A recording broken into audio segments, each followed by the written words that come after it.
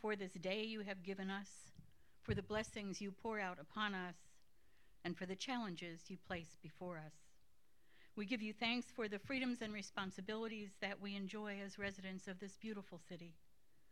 We thank you especially for those who work so hard to make living here a blessing, for our police and firefighters, for the men and women who care for parks and infrastructure and all the other city employees, and for those who serve faithfully as elected officials. We're grateful also for all the volunteers and members of boards and committees and the many organizations who serve our city and its residents, and for all who have taken time out of their busy schedules to be here tonight. We give you thanks for their gifts and their talents and for their dedication to this place. Lord, we ask you give us all patience and tolerance so that our discourse together may be civil and courteous. Help us put aside our personal differences for the good of the city and to treat one another with respect and love as you would have us do. We ask all of these things in the name of your Son, Jesus the Christ. Amen. Amen. Amen.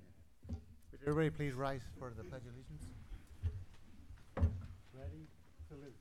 I pledge allegiance to the flag of the United States of America and to the republic for which it stands, one nation, under God, indivisible, with liberty and justice for all.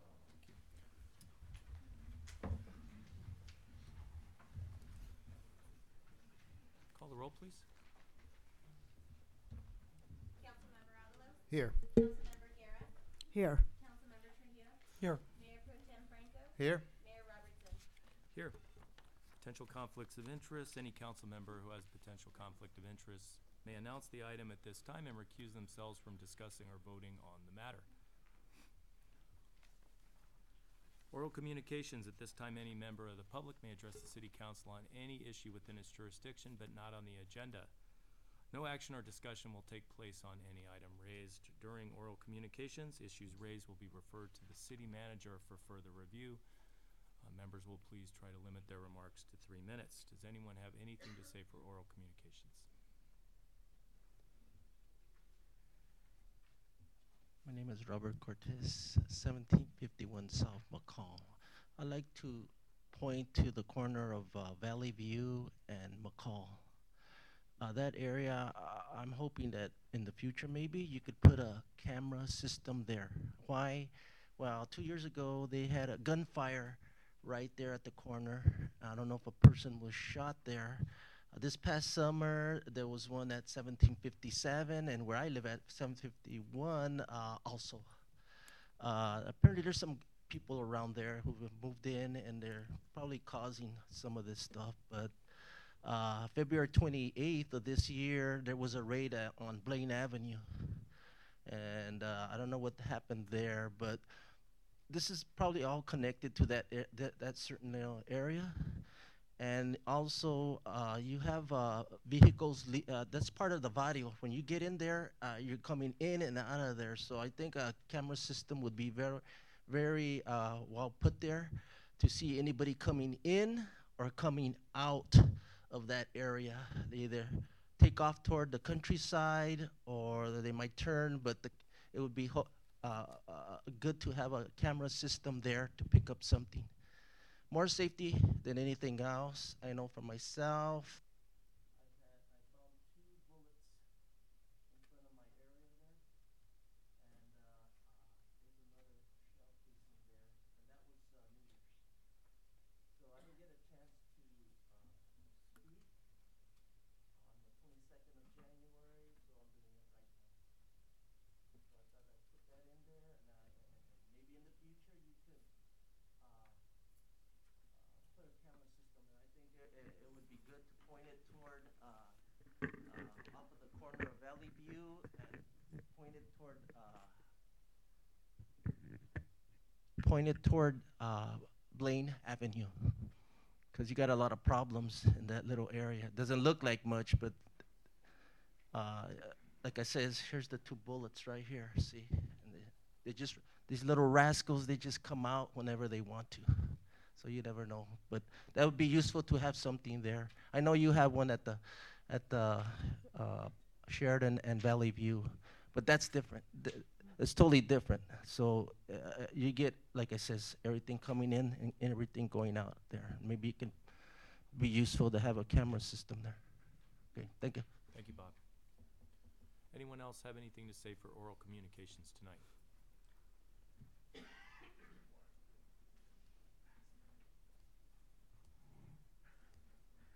Good evening, Mr. Mayor, City Council members. Let's see. Tonight I come to you very excited, very proud. Boys and Girls Club is roughly, let's see, we're in March. We're roughly about 2 months away from 3 years being brought here to Selma. A week ago, this Monday, we had our staff appreciation dinner. Your Selma Boys and Girls Club was nominated for various awards throughout all 19 Boys and Girls Clubs. Unfortunately, we didn't win that many, but we were nominated. All my staff was nominated. My program assistant and my program director were nominated for their jobs as program assistant, program director of the year. I myself was nominated for unit director of the year. And as you can see, it gets to me because tonight I only brought one club member. Everybody else, they didn't want to come with me tonight. So I'm very proud to stand up here in front of you and in front of the people that are in here. And my wife and my daughters are watching through the live stream. So I have 5 daughters and my wife. Every night I go home and I tell stories about my club members. I'm very proud of them.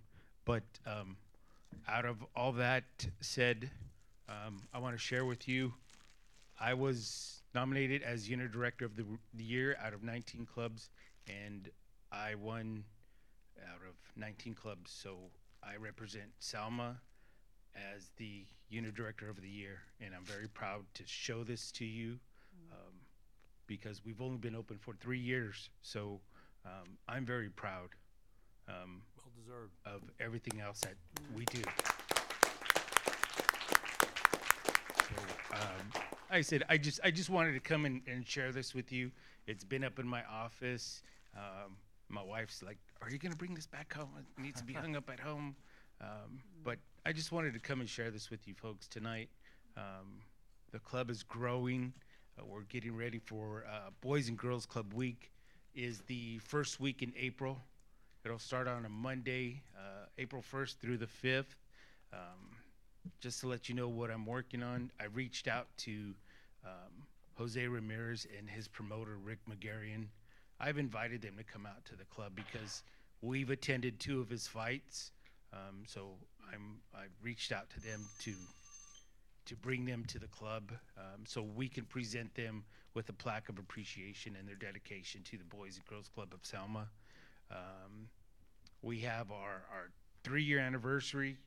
We did our car show last year in August. We're going to push it, we did it in April. We're going to push it back to August this year. There's other things going on in the month of April, but we still will have a birthday party. I'll let you know the date and time on that so you guys can come out and celebrate with us 3 years. And it's great. It's so great to be here in Selma. Thank you very much. So great to watch you grow. Great job. Thank you. Thank you for Mark, being I part got of to it. add something to it. Congratulations. Mark, I'm going to tell you something. Since you come to Selma, you made a great impact. You know why? Because your heart, it shows it. The impact of these kids, when you bring these kids, I seen their faces at the fair, Fresno Fair. You took them on a bus, you know, we got them in, they go into the fair. Those things happen, you know, to help kids try to get off the streets that live in disadvantaged neighborhoods and that never seen other side of life, kind of open their eyes a little bit. And we're kind of blessed because you're here. You're part of our community, and we thank you. And I'm glad you make us proud when we see it in a plaque like that, man. Thank you. know, you make us proud of you, and we thank you more than anything. I'm gonna keep pushing. We're gonna Oh, we're I gonna know that. outgrow. We're gonna I know keep your pushing. wife as so, well. Just getting started. Yeah. Way Thank to you, go. folks. You have a good night. Thank you. Okay, with that, is there anyone else who'd like to come up for oral communications? If not, we will start our special presentations for tonight. The first one is from Selma Kingsburg Fowler County Sanitation District presentation. Thank you, Mayor and Council. My name is Ben Munoz Jr. I'm the General Manager for Selma Kingsburg Fowler County Sanitation District. I was asked by your council to come and give a couple of quick updates. The first one is the McCall Line project.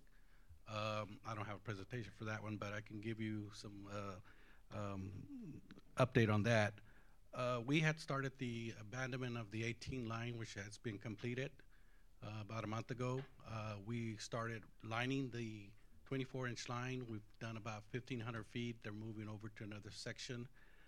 We have about 20,000 feet of line, 4 miles, a little 4 miles of that line to be done. We're ahead of schedule. We're hoping that we'll get done sooner than later. It was supposed to be a year project, but we're looking at probably reducing that significant. So that'll be a big relief for me as general manager, because that is a real potential risk problem. But we're moving forward on that. So with that, is there any questions on that specific item? Okay. The next item that I was asked to come and give a presentation on is the wastewater rates.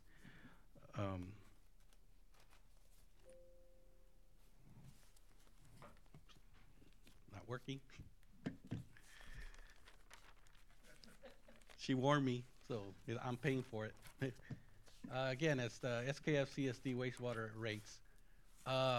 Here, I just kind of want to try to keep it as simple to understand, because it is a complicated budget and funds.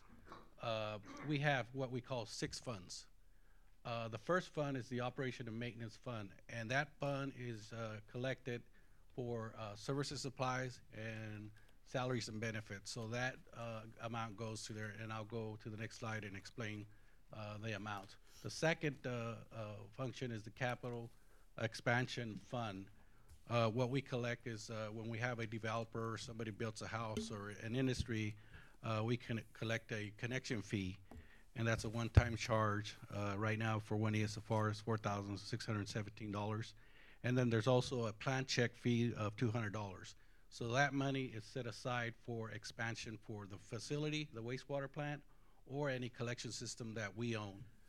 Some of the system that I'm going to show you in a map later, that is actually owned by the Selma, and we basically just operate and maintain it. Yes.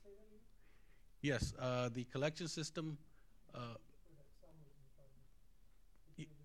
Yeah, we collect and we operate and maintain the collection system, but the majority is a city asset. It's not a district asset.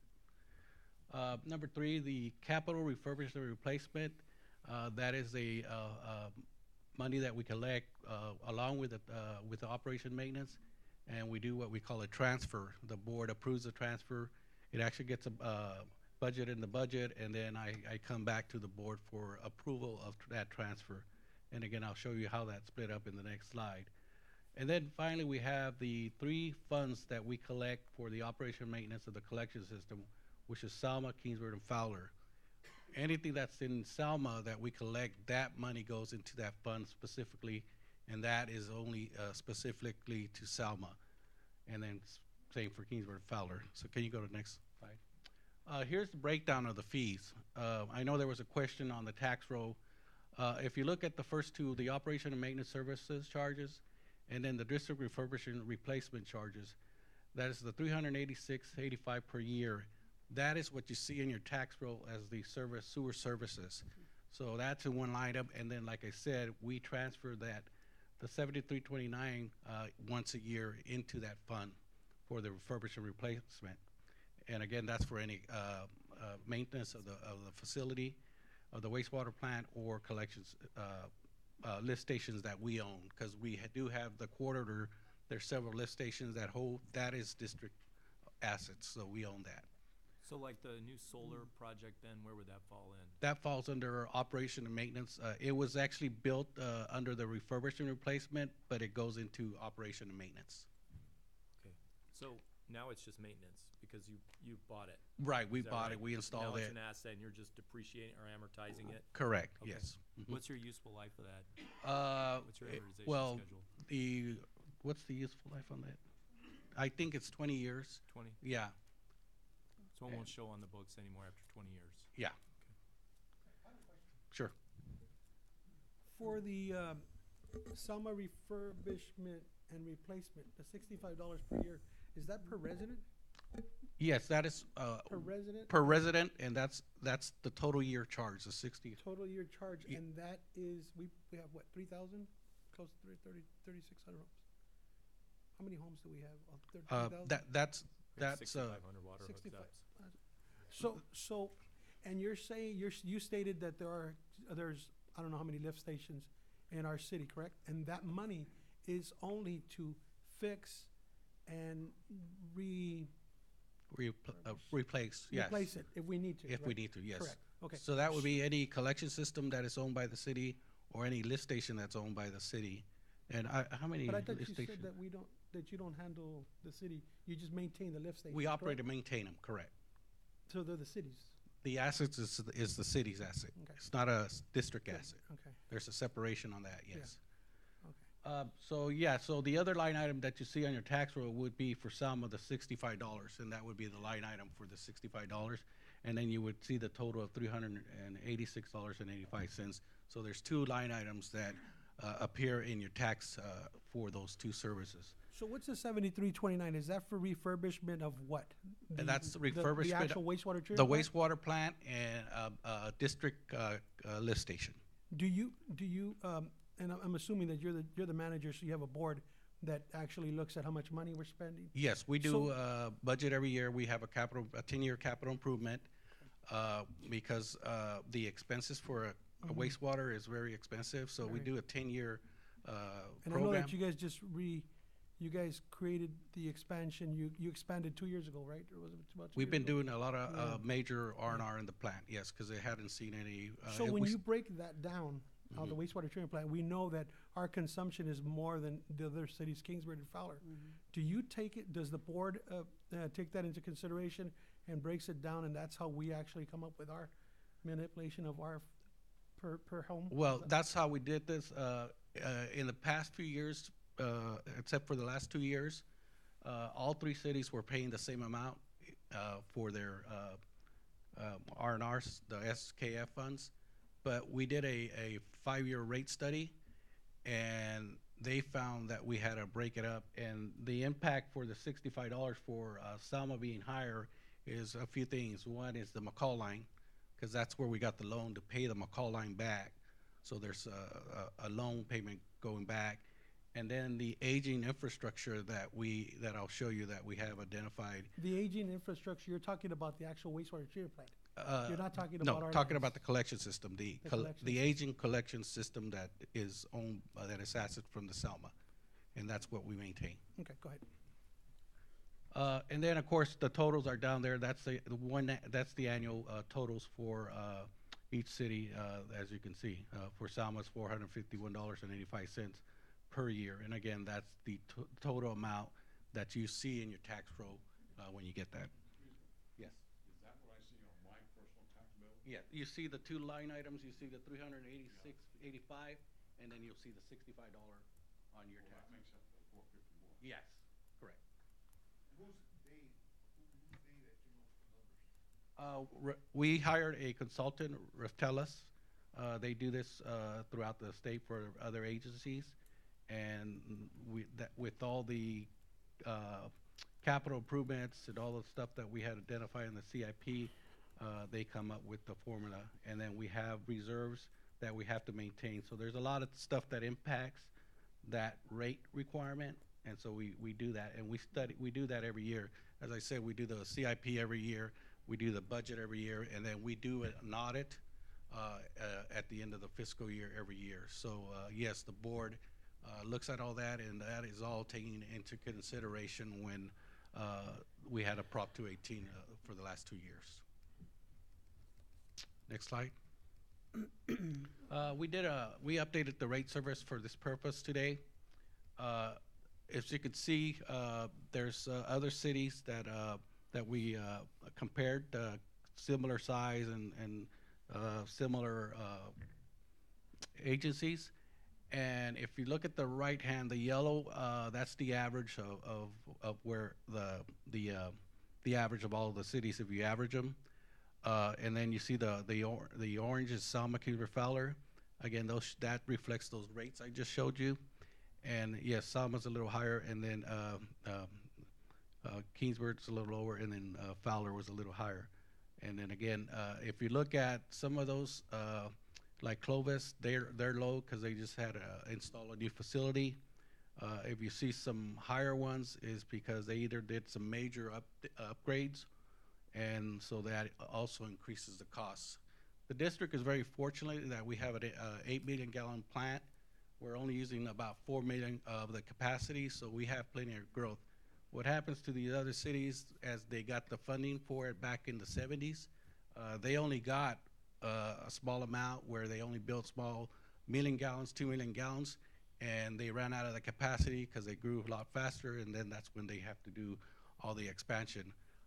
In the CIP, we also look at the consumption of the capacity, and we're looking at 20 plus years before we have to do any major expansion. So by maintaining the facility, that'll continue to keep sustainable rates, and that's the goal, and that's why we look at a 10-year CIP, capital improvement project, because that again is an impact to the rate fee.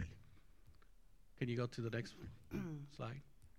Again, this is the survey that we did. The average of the three is $36, and so we're just slightly above the average, and so we're working hard.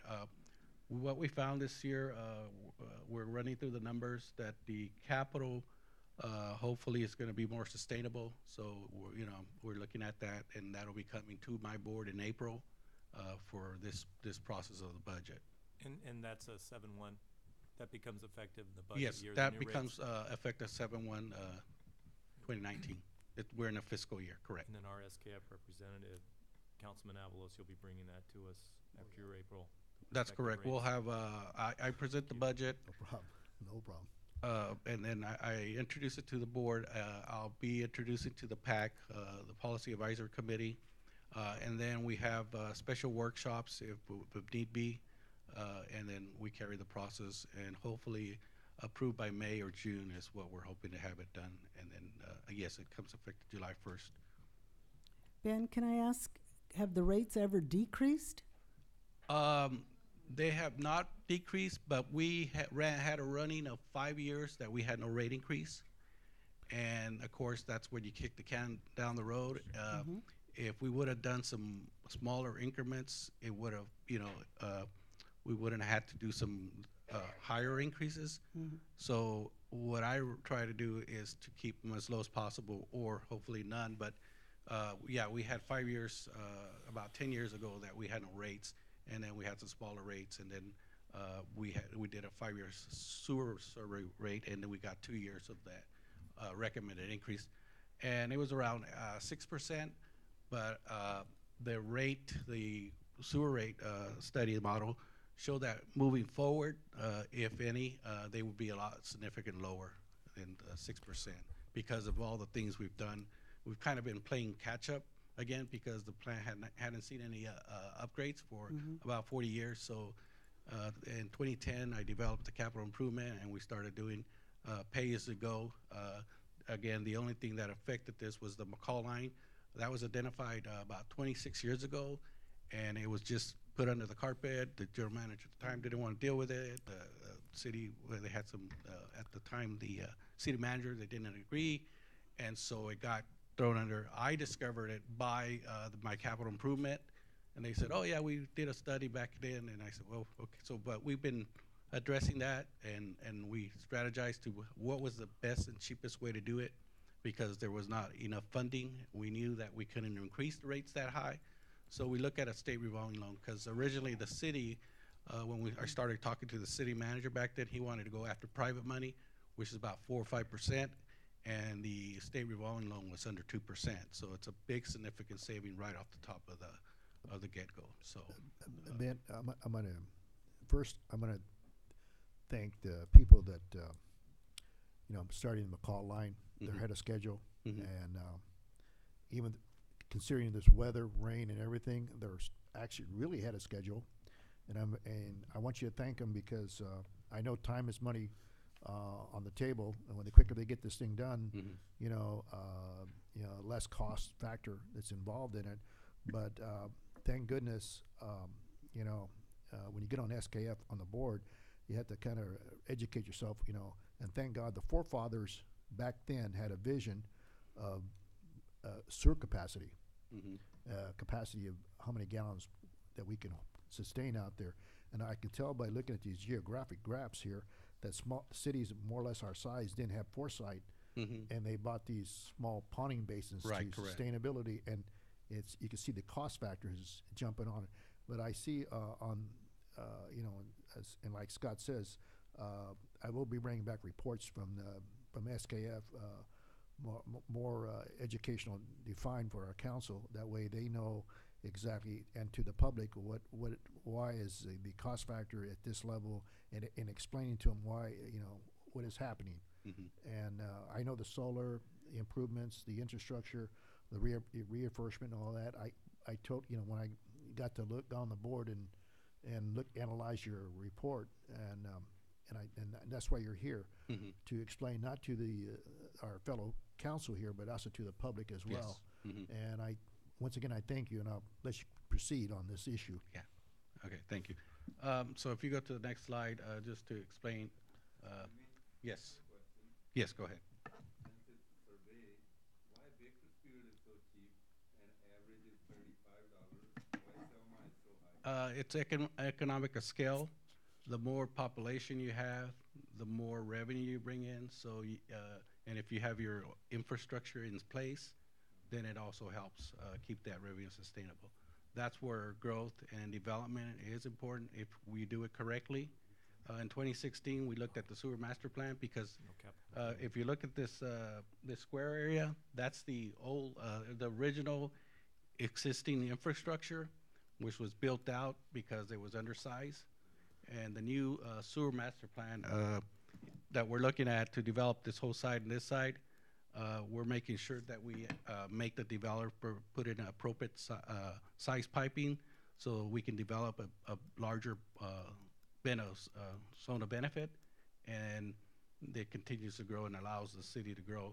And yes, the more people you have, the economic scale comes into play.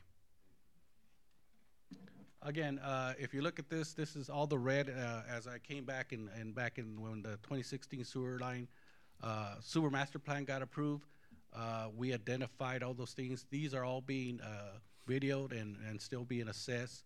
And again, that's all part of the rate structure increase or decreases on that. Do you have any reserve for emergencies, Ben? Yes, Say, we- with all the rain that we're getting, any pipes break, to smooth the rate fluctuations? I understand the need for the McCall line, but what happens in the future if there's some breakages or some problems? Yeah, we when we did the sewer rate study, we talked about the reserves. We did lower them a little bit because again that impacts the rate structure, and so the PAC and the board wanted to go significant low, and that makes me nervous because of what you just said. Actually, fortunately we did have a failure in that McCall line when we had the high water, but luckily there was no overflow, and the contractor, that's the section they concentrated right away to What get. is your percentage right now of your overall budget? What are your reserves? Where are you keeping those? Percentage?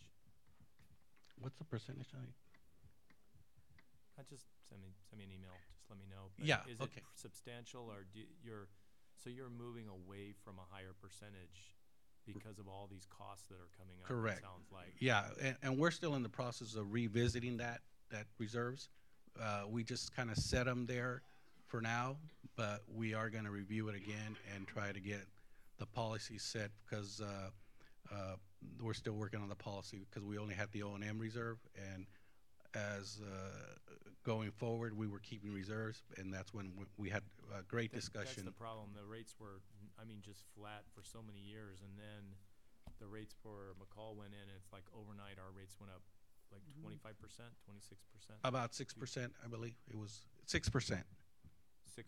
Yes. Over 2 years? Uh, little more. each year, yes. Okay, so we're at 12 now. Yeah. Is that over, or is it going to keep going up every year, or? I'm hoping that the SKF funds are okay.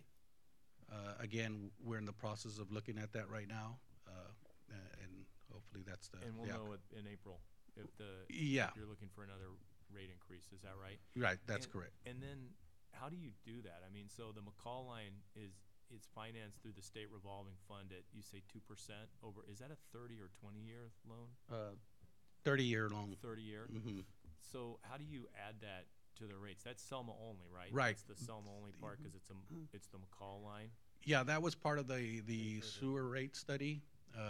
The payback of that S money, which is Selma, is what's going to pay the loan, and it's calculated into the formula. And then there has to be a certain percent. We had to pledge all the funds in order to qualify because the state has a certain requirement, and the board went ahead and approved it and got it in. So, but the actual payment of the reloan is coming from the Selma money funds only. So we're paying that, our credits on the line, on the actual repayment, is that right? Or is there Well, are no. we co-signing in effect, or what? We had an agreement with the city. We did an agreement. We took the lead with the state revolving And you're loan. billing for it? So we're paying back. We collect the money and we pay it back. Is there a time when that'll be over? When the McCall line is done and that increase will be done? Because we won't have that? Yeah, and then Percentage that to that go in pretty anymore. much with the Is it gonna rate. be 30 years, or is that gonna be less than that? No, it's 30 years. It's Okay. a 30-year back payment. So these rates, if everything remains the same, aren't going anywhere for a while? That's what we're Is hoping that right? for. Yeah, if that's the case, yeah. Okay. And again, we're doing the assessment for all the infrastructure because that's what we collect and maintain. Any, like I said, any expansion that comes in, the developer or the city is responsible for developing the newer lines. Do you have anything like Cal Water, like a low-income rate plan? They have a thing called LIRA. Does SKF have that for some of the folks who are struggling out there to pay their bills? That question has been brought to the board several times. We don't have anything. We're a special district. Our general counsel advised against that at this point, but it has been brought to the table a few times for discussion. And in Selma, what's our biggest challenge from the sewer infrastructure that you see? The biggest challenge is the red lines that you see here, older part of town.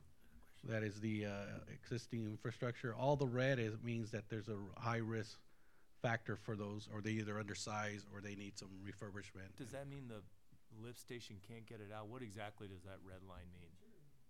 Deterioration? Deterioration, aging, or capacity. Capacity? Capacity is all the other. I have a things. question for you. Sure.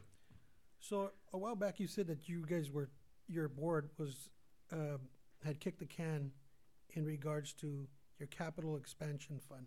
Hmm. And you guys knew that maybe our sewer lines, and the board knew, but they just kept on kicking it because they didn't want to raise the rates. Right. That's always Right. been a challenge. So Yeah. at what time, I know you've been, you're the manager, and you said something in regards to we don't have a policy in regards to reserves. What's your policy right now in regards to the city of Selma's infrastructure? Yeah, I'm sorry. We have a policy for the O&M reserve.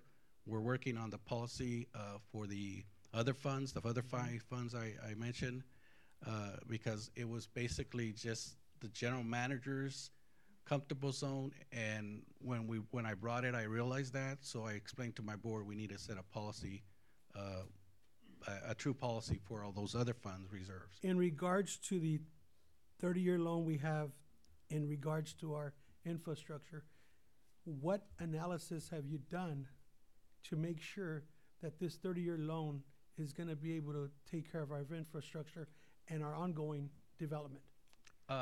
That line that we're refurbishing is only has about 2,000 extra ESFRs. When we did the 2016 sewer rate, we looked at that. She's smiling, so she can answer if you want. Yes, you want to come up here, Yeah, come on Veronica up, man. Casas, Good. district I engineer. want somebody that's talked to some numbers.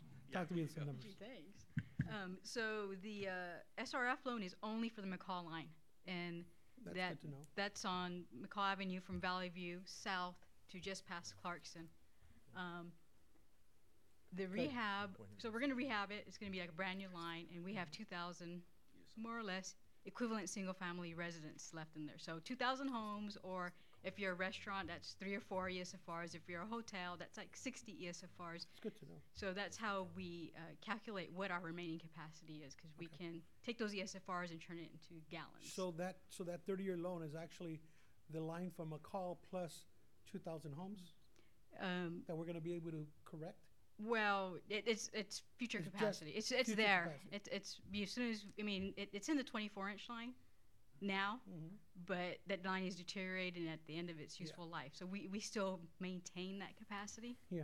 that existing capacity. So it's still there. So it serves a lot of Selma, the west side, and a little bit area back over here in. It serves off of Selma, Turkey. but we are kicking the can, and we want to make sure. So the question I have for you is, the 30-year loan is only for the McCall and some of the expansion. We as a city have to talk about, we should be talking about that, or is it the board for SKF that should be talking about our future or our other red lines?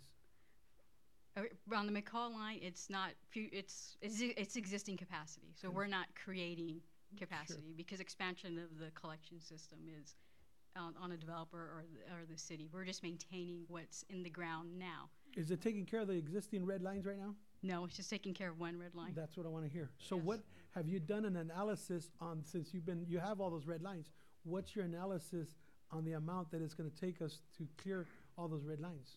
50 Okay, million? so right now I'm developing an RFP for doing televising. So we're going to do closed circuit televising of all those lines, and I have a certain budget amount, so I'm not doing them all in 1 year. So we'll probably I forget what the numbers are. Probably about 15 miles Cool. in Selma that we're Okay. going to do, and we're going to assess that and then rank them all. So your board gives you a certain amount of money so you can do the investigation. So that's what I'm doing right now. Do they Correct. understand that we have, and we had just talked about this, that's a huge crisis for our community? Yes, It's a they do. huge obstacle. It's a huge, and I want to get clarification. I've been here and we need to get clarification. You've answered a lot of my questions. Thank you. Thank you.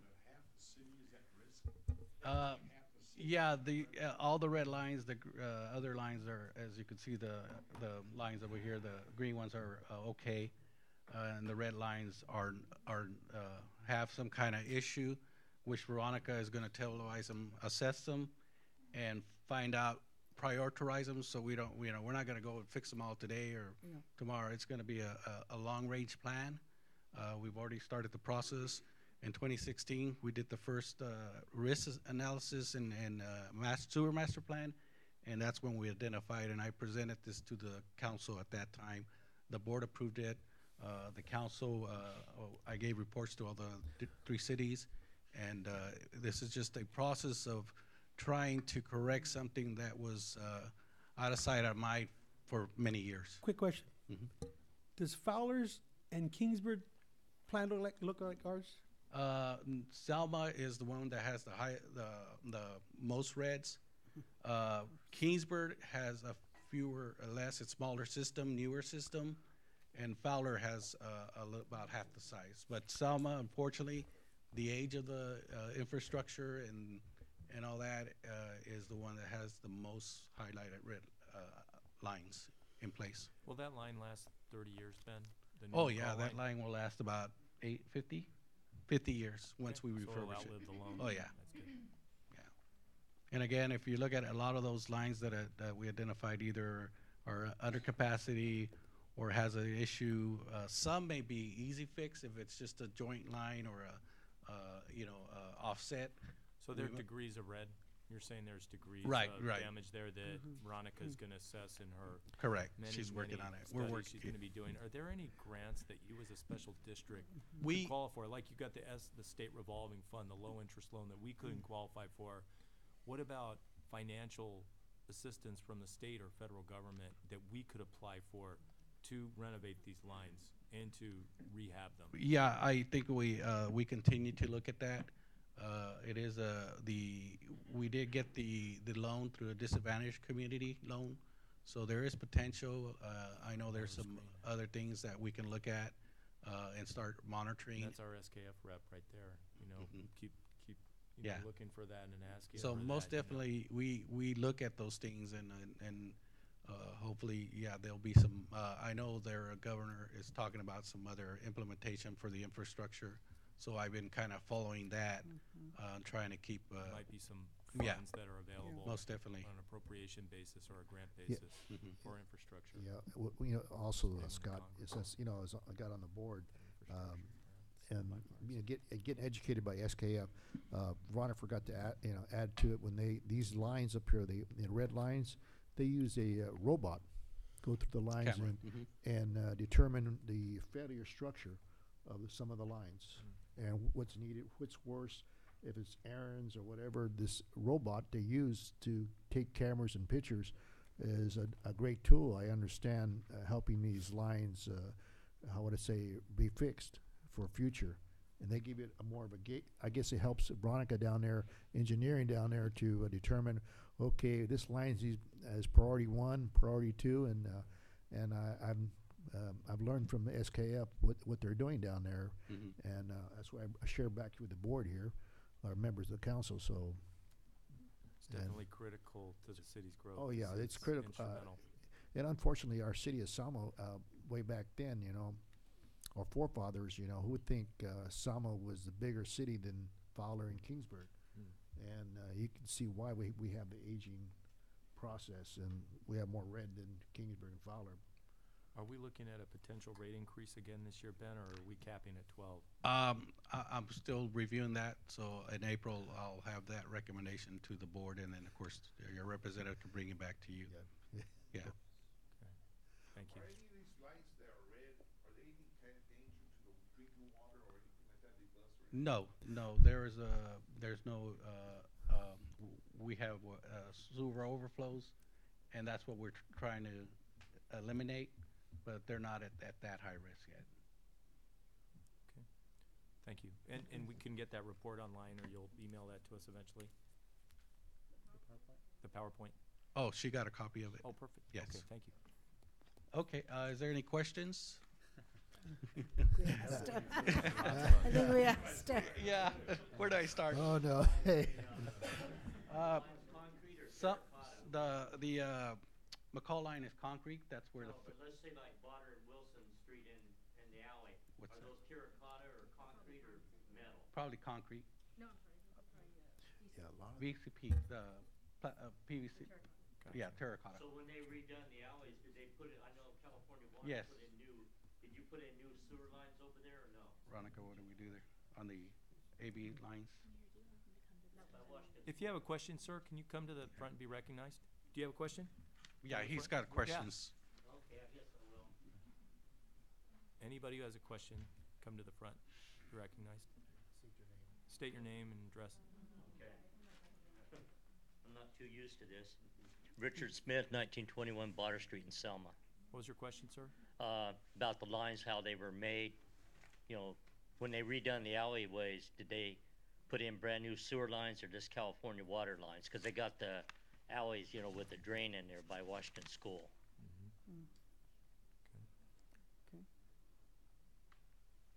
So Thank I really, with Cal Water, I'm not sure what Cal Water did out there, but we probably didn't coordinate anything with Cal Water. But most of our lines, small diameter lines, I say 10 inches and smaller, are made out of VCP or terracotta. McCall is actually a non-reinforced concrete pipe and is subject to deterioration. I've seen 12-inch lines that are concrete, and I've also seen 12-inch lines that are made out of VCP. Anything after 19, in about 77, 1980, we started putting in PVC pipe, which is weathered a lot better. On the VCP pipes, they were mortar jointed. So what happens is trees, they love to find water, especially in a drought year, and they're finding those mortar jointed VCP pipes and entering in, and that causes blockages because debris gets in there and it gets kind of plugs it up, and then we have to go out and do like a treatment on it. Put our spinning, I forget what it's called. There's like a spinner they put in and it cuts the roots up. After 1956, the VCP pipes, they started making them gasketed, so they were a little bit better. So those fared a little bit better than the mortar joints. So a lot of our problems for the red lines, they're either really shallow or we have a lot of root intrusion. Perhaps there's offset joints, but I'm not going to say we're going to have to replace it all, because after the televising, we'll know if a stretch of line just needs a point repair, and that'll take care of the issue, or there may be some full length replacement. So we'll have to look at alternative technologies, trenchless technology, or open cut technologies. But it just depends. If we have a lot of laterals, like if we're in an alley, we probably have 26, 30 homes there. Using trenchless technology is probably not real cost effective because they still have to open cut for all the laterals. So our size ranges from 42-inch all the way down to 6-inch. Thank you. All right. Thank you, Mayor and Council. Thank you. Thank Stay you. in touch. Appreciate it. We'll move on from here to a presentation by Second Chance Animal Shelter.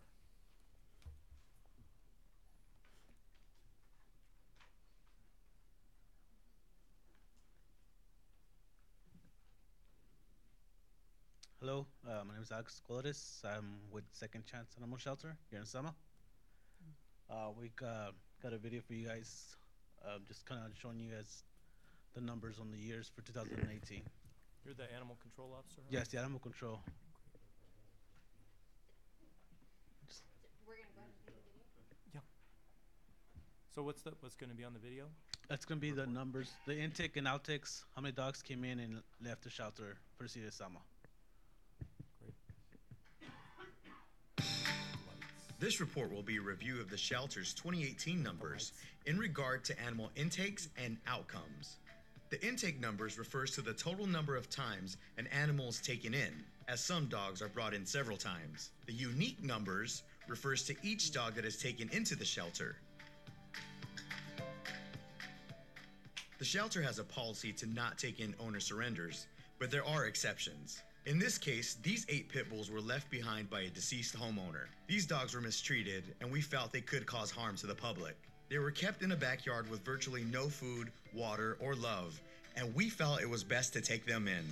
Seized in custody means the dogs were brought to us by Second Chance Animal Shelter, Selma PD, or Selma Maintenance.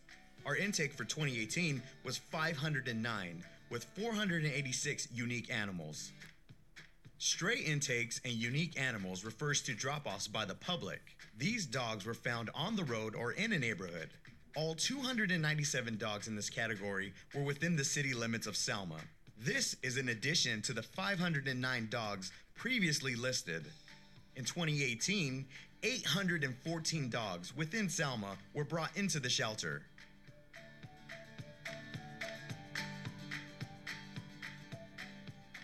Admin missing means 9 dogs were either stolen or escaped. 37 dogs were adopted by the public in 2018. 90 dogs were euthanized. Only 3 of these were euthanized for space. The remainder were aggressive, sick, or too injured to live. The 28 who died were mostly kittens without a mother, and also includes puppies with parvo. The shelter makes every attempt to save sick puppies and kittens, as well as any animal who can be treated. In 2018, there were 242 instances where an animal was returned to their owner. 217 of these were first-time visitors, and 25 would end up in the shelter more than once and were reclaimed by their owners. 591 animals were transferred out. This means they were adopted by other no-kill rescue organizations. In total, 997 dogs were adopted by individuals, went to rescue, died, were euthanized, or returned back to their owner. Keep in mind, This number may exceed the intake number due to the overlap of dogs from the 2017 year.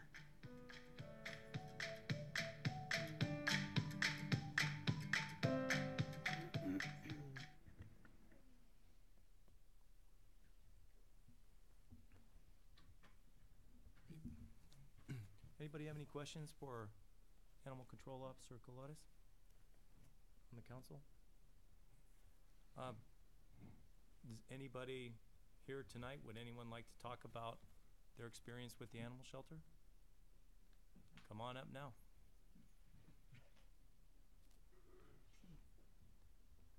Hi, my name is Layla Gallardo. I am currently a high school student in Selma High.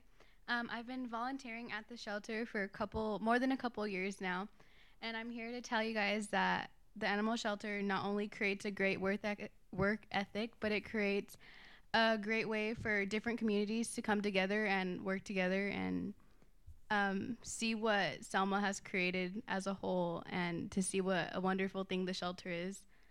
Not only have I learned how to work better with different people, I've also made new friends.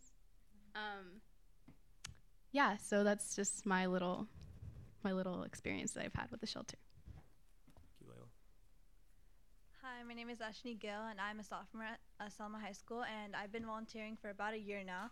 And I hate waking up early in the morning, but the shelter is like one of the places I love waking up early for. And like going there, I've also made new friends, and like it's really eye-opening and heartwarming to see all the dogs, and it just makes your day. And my experience there has been great so far.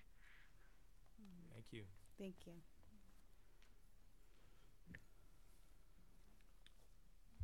Okay. Something I would like to add that's not on the things. A numbers is the deceased animals that we do pick up in the public. They get hit by car or get attacked by other dogs. Dogs get cats all the times, get hit by cars all the times. We go out there, pick them up. So I don't have a number on my head on that, but we do pick up quite a few other deceased, and it gets hot and it gets really pretty bad. That's what's really nice about the shelter. We have people from all ages and all walks of life who come out. Gives people something to do that they do for their heart, certainly not because of the money, but because they love it. Why do you work at the shelter, Alex? I love working with animals. I love being there. How long have you been here? I've been here 4 years, going on 5 years. So I've been here pretty. And we I'm have growing up with the officer in the audience. Yeah, there, we do have an animal control and volunteers. We get volunteers from 13 years old, but we get kids that want to volunteer. They're like 11 years old, and they want to come in, be with the dogs, help out, clean. We also get older people. One of the volunteers here is Linda Duke. I don't know if she wants to come up here and talk her experience. And she volunteers her time to transport dogs to the coast. She also went to Oregon to take these dogs out of Selma to give them better lives. You gonna come and talk? And let her speak for herself.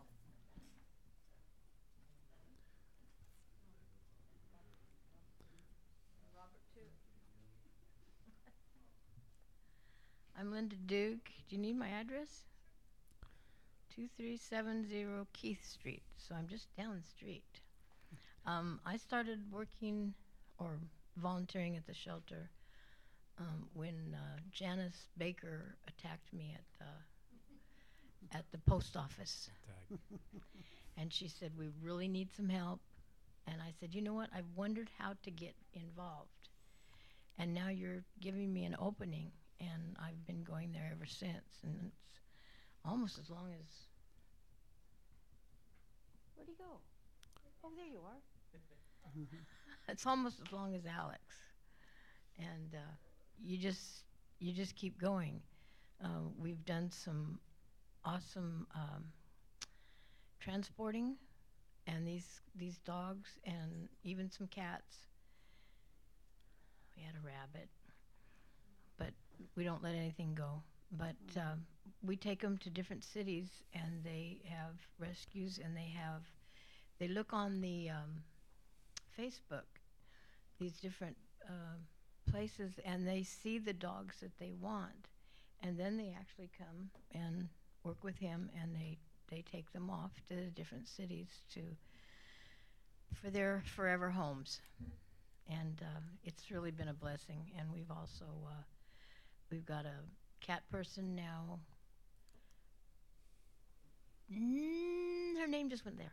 Anyway, she's a teacher. She's working at one of the schools, and she's all set up for cats. And when the kittens come this time, they've all got foster homes waiting for them. So, yeah, and we did have a rabbit. Good job, Linda. Thank you. And thank you. Thank you. You know, Scott, can I tell you something? The animal shelter, you guys doing I look at the numbers as far as Scott, the numbers look good from over last year. Dogs that we've taken in and rescued by, other people, other agencies. Right. It's amazing. That's amazing numbers. As the numbers have grown over the years. The numbers have grown, but you know what? It's amazing. It's phenomenal numbers. Yeah, actually, so we got a rescue from Redwood where they've been coming every week now. But they used to come every 2 weeks. We used to take up to 15 dogs each time they came. So now they come every week and they take about like 5 to 10 dogs average. Let me ask you a question. What's the farthest animal that you took in? Myself, I took a trip to Portland, Oregon. Portland, Oregon? Wow. We went up and down. We took 5 large dogs that day, but we've done it multiple times. We went Wow. to, and there's another Remember rescue we work Chance, with. the one on Fox? He went to Washington. And then, I don't know if you guys caught that on the news, that pit bull that got abandoned at the shelter. Mm-hmm. We actually found someone to adopt him out, and he went over to Washington. We got transports. I'm sorry. I lost my train of thought. We got transport, got him up there with his new family, he's living the life up there. But yeah, we work with a lot of rescues. They take a nice amount of dogs at a time. Mr. Currington, did you have anything to say, Mr. Currington? Robert Currington, 1398 North Hill. I've been supporting the Selma Animal Shelter, I guess, since about 2000. I adopted 2 dogs back in 1999. Didn't work out, took them both back, and decided that because I was still working, and I was working 10-hour days, that meant I was gone about 12 hours a day. So I waited till I retired. And I went down to the Selma shelter and couldn't find anything. I saw one dog on, I guess on the website or something. Had him or her in my lap, and she wouldn't pay one bit of attention to me. I said, I don't think this is the one I want. So I went over to Animal Agents. I don't remember that. Private nonprofit. They moved to Walnut by now 10 years ago at least. But the place was so run down. This is when it was 5 miles out in the Tules. And I started contributing $10 a month with the restriction that the money had to be used for maintenance or improvement of the facility.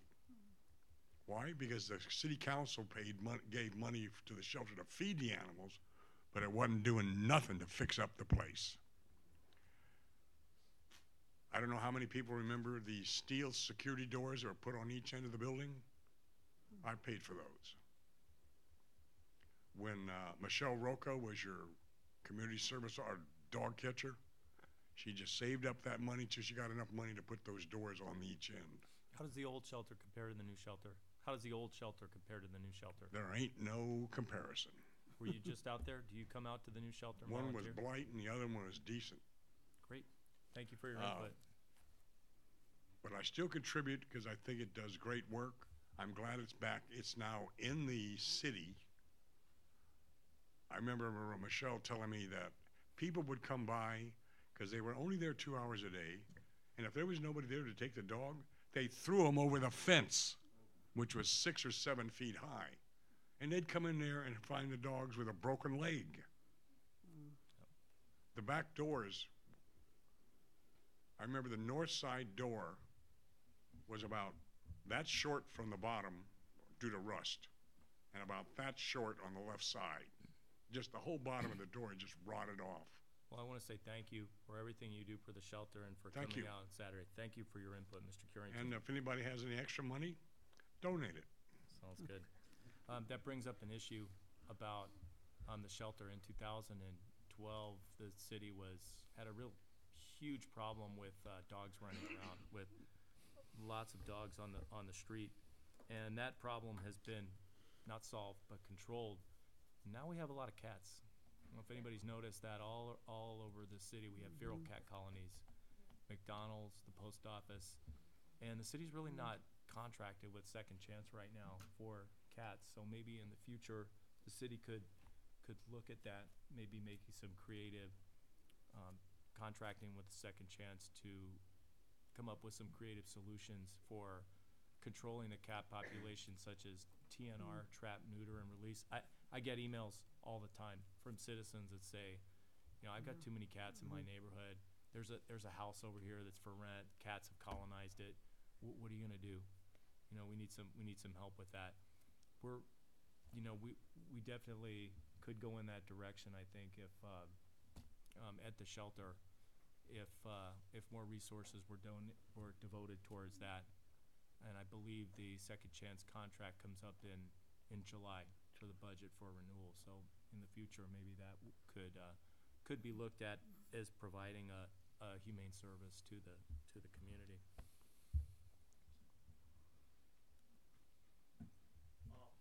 Get up, sir. Can you go to the podium? Be recognized. You can do it. Yeah, keep it official. Yeah. We want to know your name. Joe Alvarez, 13838 South Locan. I just want to ask you, do you guys deal with like bees and stuff like that too in the shelter? No? No. Yeah, okay. That's beekeeper. I ain't asking. Bees? Oh, God. There are apiaries around here. There are definitely beekeepers that will come out. Yeah. Right. Anybody else have any questions for Animal Control Officer Close? Does the shelter take in cats? That's one thing I've noticed, and just thinking about it. If they're every too time young I've to been in sustain there, themselves, I've never seen a cat. ACO. So we do we take in cats if they're sick or injured, or 5 weeks and under. Besides that, we don't have the space or to put them at. If they're we'll take them in if they're sick or injured. The city provided a grant of $1,000 last year for spay and neuter, and the city there are a few dogs in the city that are just prodigious sires of litters out there, and so Alex's job was to go around and get consent to take these dogs and get them fixed, and that's helping the numbers. The numbers aren't going down a whole lot, but they're going down, and I think there's another $1,000 built into the budget for this year for spay and neuter, and already somebody came to the shock clinic on Saturday, which we provide as a service at the shelter to the community 3 times a year, along with the city licensing, and he said, my dog's just having puppies galore, and I don't know what to do. I don't have the money to get them fixed. That's a candidate right there. So you probably went out there and probably picked them up or got the consent for them, and that's what it's designed to do. However, the shelter should probably look at turning that towards cats too, because they're just out there having more kittens, and it compounds the problem.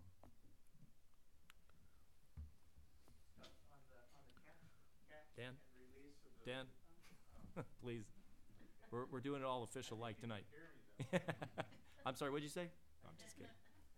No, on the catch and release of the cats, is that cat catching them and then neutering them or whatever, and then releasing them back into the neighborhood? Yeah, it's called TNR, trap, neuter, and release. Because it's just repopulating the same place that they came from. No, it's not repopulating. It's just putting them back. I mean, cats can sustain themselves, but they wouldn't be producing more cats. That's the idea of it. And hopefully in the meantime, this shelter could look at a more robust adoption program for cats too. I mean, right now the rescues at the shelter deals with are mostly dog related. So I think that would probably open up some. Because I have that problem in my neighborhood. I'll bet you have them. Yeah. I mean, there may be 15, 20. Yeah. At least. It's a problem. It's a problem that needs to be addressed. So, all right, Understand. thank you. Okay. Are there any more questions tonight? Thank you for coming out, Animal Control Okay. Officer. Appreciate it. Thank you. With that, we will move on to a waste management services presentation. Good evening, Mr. Mayor, council members. My name is Liz Gomez. I am a public sector manager with Waste Management. I'm here with my colleagues, Michael Rivera, who's also a public sector representative, and Alexandra Hadoyan, who is our district manager. The good news is I'm not here to talk about failing infrastructure or raising rates or feral cats or neglected puppies. we have a situation with the, it's not a situation, it's something that we can offer you and we can fix very easily. We have, would like to talk about the community cleanup drop-off events that we currently hold in the city. We, in our agreement, we agreed that we will hold 2 events per year. We hold one in the spring and we hold one in the fall. And the contract also states that we could designate an alternate location, and it could be revised by agreement of both parties, so, which brings us here this evening. Historically, those events have been held at the previous owner's transfer station on Dockery.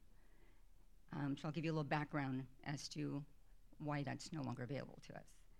So last year in October, when we were getting ready to conduct our fall community cleanup, we were notified, thank you, Isaac, that that facility had been rented out. So it would not be available to us to hold our drop-off community cleanup event.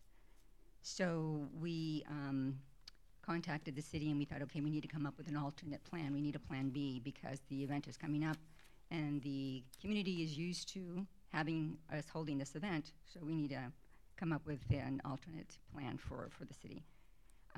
We talked to the city and we thought, okay, well, easy solution for us. We have a facility, it's there, open, great location for people to come through. I'll talk a little bit more about what that would look like for you. But, oh, the arrows are over here. So, in speaking to Isaac, he thought it would be best if we explored all options and we exhausted all avenues before we actually moved it out of the city. Being that you were in a transition from before the new city manager was on board, we thought we will be respectful and we will explore those options for the city. Being, of course, those were going to be temporary options because it's not a permanent facility for us to use because it's not ours. We contacted a few industrial customers in the area who most of them were not interested in us having such an event on their site, citing such things as bonding and liability, and therefore it was not conducive for that. Then we reached out, luckily, to the Selma Unified School District, and with a little bit of, negotiating and discussing that we were already bonded and we were already liable with them because we do have an agreement with them, be it temporary. They were going to let us use their facility, which was over at the transportation facility on Via. So, after we talked about what their compensation would be, we went ahead and held the fall community cleanup week, the week of October 22nd through the 27th. However, we did experience some unexpected issues in relationship to where the event was held. One of the things that we saw immediately was that we had to place the boxes on a dirt lot at the back of the transportation center as to not damage any of the hard asphalt, with our boxes once they were emptied and serviced and those types of things. We have their services also on the dirt, and it wasn't on the hard surface. So, of course, it had rained quite a bit, I believe, and so the dirt was soft. The boxes sunk a little bit because of the weight of the material in them. We had some traction problems with our vehicles going in there, pulling them out, but we were able to do that. I think one of the main issues that we experienced was a backup of customers lining up because the way the community drop-off event is The way the logistics are is that the customer would go in, and then depending on what type of material they have to drop off, you would go to a certain box. And so then the customer, would have to wait until all those materials were dropped off, and then the next customer could come in. So, I mean, it didn't go without a hitch, but it was done. And again, this is basically on a temporary fix and a temporary approval of using their site. I think the main reason is because that agreement with Selma Unified School District could expire as early as this summer. And that would leave us with, okay, here we go again. Now where do we go? Then letting customers know, okay, well, there's a new site now. You're going to come to another location. So at that point, we thought, let's seriously look at our facility. Some of the benefits to that is that we are approximately 8 miles just to the south here on Golden State Boulevard. We're not, customers can access it right off of the Golden State, not having to go on the 99. I think Isaac and I drove it less than 10 minutes to get there. So that was one of the benefits. We're located at 5608 South Villa Avenue, right off of Golden State in Jefferson. Easy access to the facility. You just, again, go northbound on Golden State. You can kind of see the map there. So the blue arrows pointing in are coming in southbound off of Villa Avenue. I mean, we see our large transfer station there. The arrows pointing down, going around to the scale house. Customers would just weigh in there, come around, follow the arrows. Those red boxes that you see there are 3 different sites where customers could just dump their material. They don't have to sort. They don't have to do any of that. It's just going in, dumping it, and we'll do the rest. Customer goes back around, gets weighed for the tonnage, and then they're able to exit the facility. And that would eliminate having any type of backing up of customers, because now they don't have to sort it, and the facility is large enough to accommodate many vehicles, so we wouldn't have that bottleneck effect going through there. In previous cleanups, we'd actually had some of the customers that went through the facility here on Dockery go out to our facility, because they would come in with trailers. And it was just easier at that point, just drive down to the facility, unload there. You have a lot of material which would cause, you'd have to go through all these different stages to unload it. We can just do it for you at a transfer station. So some of your customers are already familiar with where we're located and the distance. One of the other main benefits is that the hours of operation are now extended. So previously, we were open from 7 to 4. Monday through Friday, and then 8 to 12 on Saturday. And by moving the operation or moving the drop-off over to our facility on Villa, we would extend those hours from 6 a.m. to 6 p.m. And it's during that spring break weekend or week where we think we're going to get a lot more customers coming through. And then also on Saturday from 6 to 12. So the equivalent of those extended hours is like another full day of customers being able to go out and drop off their bulky items. As I mentioned, larger facility with more capacity to drop off bulky items, and we have more staff over at our facility to help customers unload. So at this time, we would respectfully request that you direct your staff to continue to work with Waste Management for consideration of possibly moving the drop-off sites to our location. And I don't know if you have any questions for us at this time. I was going to have Yes. Councilman? Yeah, let me ask you a question here. It is in Fresno, yes. I know it's farther for the citizens of Selma to drive a little further. Now, and you talked about only two waste per year. What if we go 3 and the citizens will be happy of Selma? Oh, we would be more than happy to Are you willing to do have that? that type of consideration. When we look at how we want to handle this issue, I mean, that would be something that we would have to add to the contract. We could amend it. There's certain ways that we'd be able to do that. But we're certainly willing to look at any other option that you feel that would be equitable for your residents, having that they have to go just a little further to to have the drop off. Yeah, because you know, 'cause I know they're so used to Mhm. here in Selma. Don't Oh, get me the wrong. change you know. is, yeah, Yeah, difficult for and everyone. You have to train people to go Mhm. a little further Mhm. and go through Fowler and everything, and I think one of the good things is that no, the Golden State. but is that a consideration that you? That is something certainly that we would bring to the table. We would talk to the city manager if you direct to have them meet with us and discuss further how we can What are the resolve two this. dates that you currently do it, Liz? The We waste do it management? in the spring, we do it in April, and then we do it April. again in the fall, in October. And is there any discussion about the potential for just doing it, doing away with this circumscribed time and just issuing maybe, say, tickets or chits, you know, to people?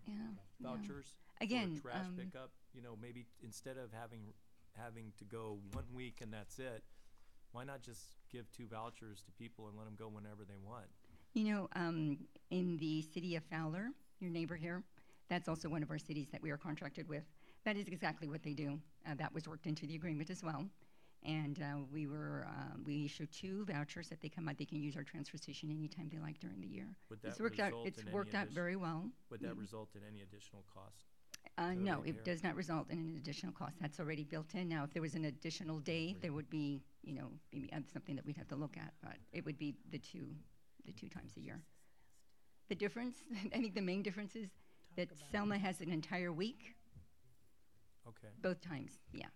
Would those vouchers apply to during the week only and then not the weekend, or would you also extend the hours for? Those are all, you know. Since you don't know when they're coming. Yeah, those are all type of negotiation points that we can work without, and that we can work with the city manager on that would be equitable for everyone. Mhm. And then what do you do for the people at your main transfer facility that you didn't do at the school? What kind of services would Waste Management offer? For the school district, you mean? Or that they didn't offer. I mean, I had heard people say that Waste Management wasn't helping them, you know, take it off their vehicles, Right, take the right. items off. They weren't Well, we helping have them limited sort. staff at the drop-off sites, at, you know, the little mobile pop-up drop-off sites. We don't have a full staff like we do at our facility. You know, we have our employees that are employed full-time. So there would, I think the main thing would be that they wouldn't have to sort. They just drop everything off. Yeah, so that's nice, yeah. There's That's a no nicer sorting of feature, material. exactly. You know, which they would need, take it here, take it there. Right. It's just one pot, just dump and go. Yeah. Just get way through. Easier. So you're proposing tonight that at least the one in April is at the main transfer facility? Correct, Rather correct. than a drop-off in Selma, is that right? That's correct. We would at least like to see this one because, again, it would be permanent as far as, you know, if it's that direction that we go in, and then, you know, the customer wouldn't have to be guessing, where is it going to be at this year?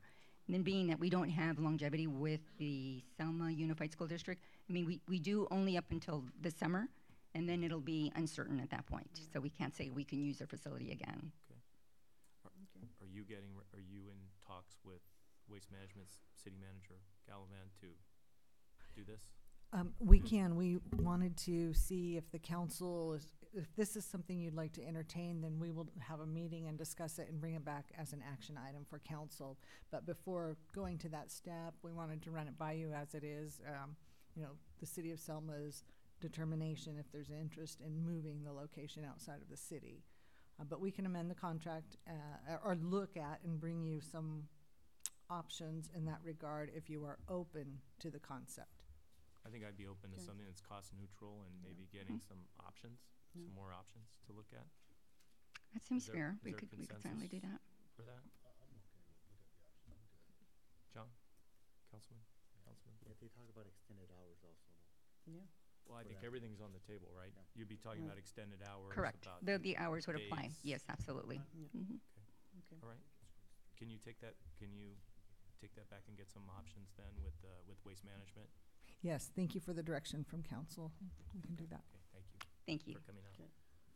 Did anyone have any questions tonight of Waste Management? How far is it from, let's say, downtown Selma to this transfer? About 8 miles. 8 miles, approximately 8 miles. Mm-hmm. North end of Fowler, south end of Fresno. You can see it from Golden State. Okay. That's valid Any, for another. Okay. Anybody else? Okay, thank you. With that, we're gonna keep moving, because we have 8 more items. Consent calendar, all items listed under consent calendar category are considered routine. The complete consent calendar can be ratified or passed by one motion by roll call vote. For purposes of discussion, any council member may have an item removed from the consent calendar and placed back on the regular agenda. The council will then approve the remainder of the consent calendar. Does anyone have any item they would like to take off? the Yeah, consent I'd like to calendar? remove item F, the check registry. Okay. Does anyone else have any items they would like to take off the consent tonight? Are you taking off E? Taking off. I'll take off E. Okay, so we'll, E and F were taken off. Councilperson Garrett took off E. Oh, okay. Councilman Avalos took off F. Is there a motion to approve items A through? I'll make a motion to approve the rest. Okay, is there a second? I'll second it. Call the roll. Councilmember Avalos? Aye. Councilmember Garrett? Aye. Councilmember Trillo? Aye. Mayor Pro Tem Franco? Aye. Mayor Robertson? Aye. Okay, we'll just start alphabetically with E. Councilperson Garrett? Yeah. Yeah, consideration of the professional service agreement with Data Ticket Inc. for processing and parking citations. Can I get more clarification on that? Sure. Yeah, that's our item. This is the company that will be processing our parking tickets, basically the ones we write for illegal parkers or anything along those lines. We had the company that we had been working with went out of business, unbeknownst to us. So we had to revise our professional services and contract with this company. So basically what they're going to be doing is when we write a parking ticket, they're going to be processing the ticket. They'll be collecting any fines that are associated with it, also making notification of DMV when appropriate. All the services that we had enjoyed with our previous contract are going to be taken over by this company. Okay. Now, is that going to affect downtown, Chief? You know, with the signs that say 2-hour parking? Is that going to be enforced? Nothing about the enforcement changes. Okay. This is just the company that processes the tickets once we write them. Oh, okay. Are these parking only, or are these also code enforcement citations? No, the code is usually an admin site, but anything that any violation you write on a parking citation will be processed by this company. So Even admin sites? could be, We'll depending go on the through there. code that they cite. So they went out of business in 2017, nobody noticed? Nobody told us. We don't write that many parking tickets, do We we? don't, but Will this automate the admin citations as well, that process as no, well? it's a separate process. Admin citations are handled here by us. Do we know about how much in revenue the city makes on parking tickets a year? I don't even see it in the budget. a couple Very, thousand very maybe. small amount, so. We get a couple deposits here and there from the old company. You were looking maybe a couple $100 each time. We had issues with them. You wouldn't even know when they were depositing. We just see a random dollar amount and had to go figure it all out. So it's going to clean up the process a lot by having this organization. More professional, I think they'll justify their 10 cents additional charge. Okay. Yes. Okay, thank you. Were there any liabilities with the previous, anything they left undone that they didn't tell us about or subjected them to litigation? The reason I ask is in the county, Sure. the people who did the towing, the 4 beats, they just dropped their contract and said, we're done, we quit. And they subjected the county to some potential increases in charges. Did that do anything to the city? That's not too unlike what happened with us. But what we received was just a number, I don't know what the exact number is, of unopened envelopes. Of unopened envelopes that we had to go through once we received them to see what had been done and what hadn't been done. So. Mr. Mayor, if I may, after the posting of the agenda, Data Ticket got back to us on some additional revisions that we had suggested. So you do have a revised agreement before you this evening. If I can just quickly go through the 2 revisions that were made. Section 5.7 that is in your packet copy, that section deals with confidentiality. It conflicts with the provisions of the Public Records Act, so they have removed that section. The other thing is Article 8 was added to the agreement because they need to comply with the National Law Enforcement Telecommunications System requirements, and so they added that Article 8. Everything else, though, is the same. Would And that so subject the city to liability if it were left in there? Potentially is the city liable? I mean, I see the hold harmless and indemnification. right, because we have the indemnification, any liability goes to data ticket. And I did see a section 6 on the ownership of documents, which was kind of intriguing. Do they own the documents? I mean, it looks like the city can investigate it, but they only keep them for 3 years? Is Right, there a and statute? on 3 that? years is general with professional services. Okay, so the Mhm. city's not gonna get in any trouble if they get rid of the No, and it's- documents in 3 years? And it's beyond our 2-year record retention policy. Is that in line with the statute of limitations, that someone can come back and bring a lawsuit, say, I was unfairly targeted for my car? being Sometimes it cited? could run up to 4 years, but 3 has been the standard. So the insurance authority has blessed the 3-year requirement. Okay. So in other words, if someone comes in and they're right under the statute, but we don't have the records anymore, that can't be used as prima facie evidence to decide it in the favor of the plaintiff, is that correct? Correct. I mean, we don't have, we no longer hold the records per our agreement. Thank you. Anybody else have any questions? No. So just to clarify, Mayor, the agreement before you is the revised agreement that's on the dais. That's the agreement under consideration. Those are the only two changes, Correct. no changes in rates or anything No. like that? No. Is there a motion to approve item E? I'll make a motion to approve. Second? Second. Call the roll, please. Or- Do you want us to do it E and F, or should we do it all at once? All right, we'll do it now. Councilmember Avalos. Aye. Councilmember Garrett. Aye. Councilmember Trujillo. Aye. Mayor Pro Tem Franco. Aye. Mayor Robertson. Aye. Item F? Okay, the reason why I pulled item F, I need to ask clarification a little bit there. On our check registry, I see some things that are not here. One of them is, are we paying our attorney? You're not in the register here, girl. Mr. Mayor, if I may, because we are so busy providing legal services to the city, we are a bit behind on our bills. I did send Isaac about 2 months of bills, and we plan on getting caught up in the next few weeks. I mean, that's why, I don't see you here, I figure, okay, we're not paying you. I'm just, I appreciate you looking out for me. no, Councilmember. hey, I mean, no, that's why I asked that question.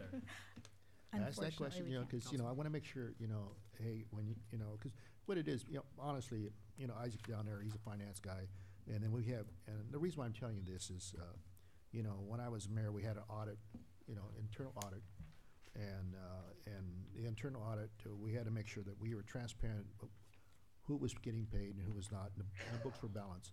And it falls on Isaac down there, he's our man, for the city of Selma and his staff, and I want to make sure that, when we do these audits, that you're correctly paid and there's no, things going wrong in our city.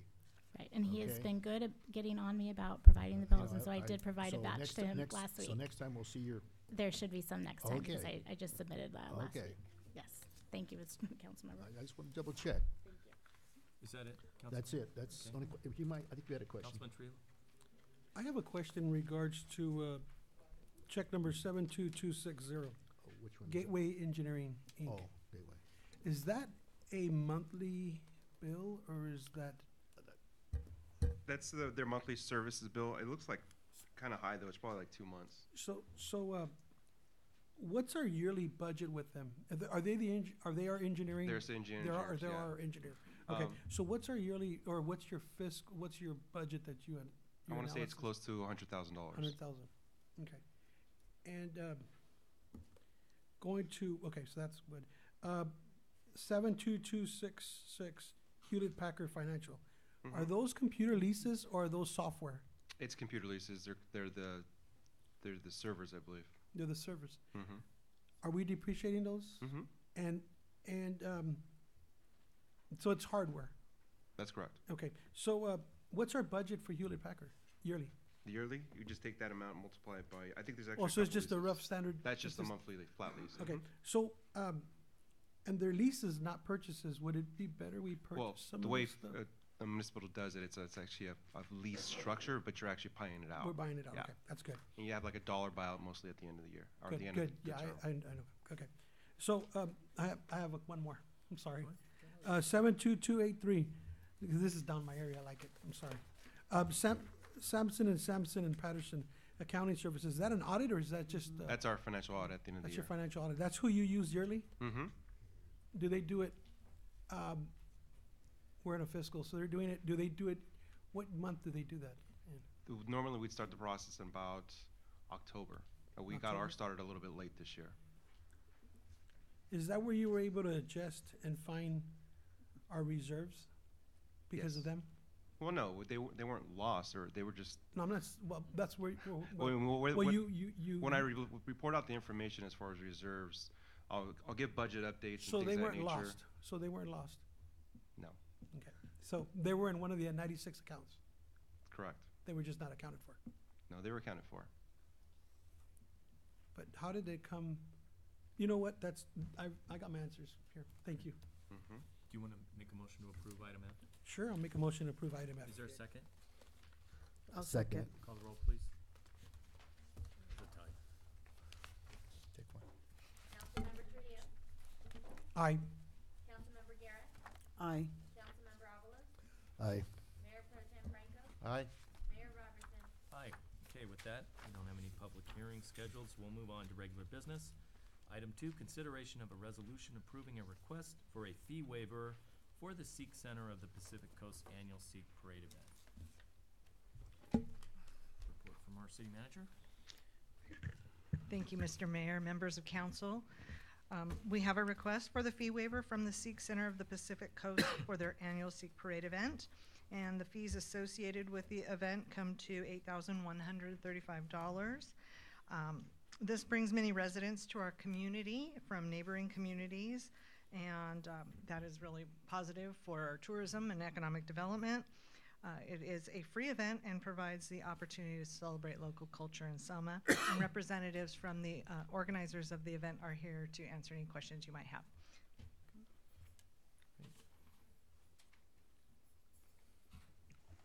Good evening, Council. My name is Karnayal Sinder, and I'm here on behalf of Sikh Center of the Pacific Coast, the event organizing committee, which all the members are sitting here. And first of all, we want to thank the city, the mayor, the council, Selma Police Department, and Selma Fire Department for their services. Sikh community to do all the events. We are present to be, we are proud to be a part of the City of Selma community and always want to see Selma grow, keep Selma clean, and make peaceful city. Sikh Center of the Pacific Coast is a non-profit organization, and we organize Sikh Parade from last 25 years. And city been cooperative with us all the time. On this parade, about 10,000 people attend this parade. Not only people come, not only from like local area or California, people come from all over United States, even from Canada to attend. This is the largest Sikh parade after Yuba City. We serve at the parade, we serve a free food for all the people, and Sikh communities serve free food to Pavarello House. I know it started a long time ago from the Sikh community to raise the funds for the Pavarello House. And this year, we did close to $40,000. Wow. So last year, we got help from ROTC for the Sikh parade, and we donate about $1,000 to ROTC. We already contact this year to ROTC, and they are also willing to provide the same services what they did last year. we hire the sign company to put the signs on the, the route. And they are doing, same company is providing this service again. So we request the Selma City Council to waive the fee for both Sikh parade event and electronic signage. We will be very thankful for your help. We appreciate. Thank you very much. Thank you, Mr. Sender. Does anyone have any questions or comments? Okay. Anybody from the audience, the community tonight? Is this fee for? It's a combination of barricade fees and police and fire department services for the parade, traffic control, traffic. Well, as a citizen, I say no. Okay. They create a mess. I got in it last year. I wasn't allowed to turn around, and I don't know how many miles I had to drive out of my way before I could find my way back. Okay. From going down 43, they should pay for the police. Not me as a taxpayer. It's their event, let them pay for it. Your input is duly noted, sir. Do you have a response to that, Mr. Sender? We will discuss about it. Okay. Thank you for your input. Well, with that, is there any more community input? Please. Thank you. Ma'am, would you like to come up and be recognized? I just have a quick question. So where does the $8,000 come from? If you waive it, you still have to provide police, fire, signage. Who pays for that?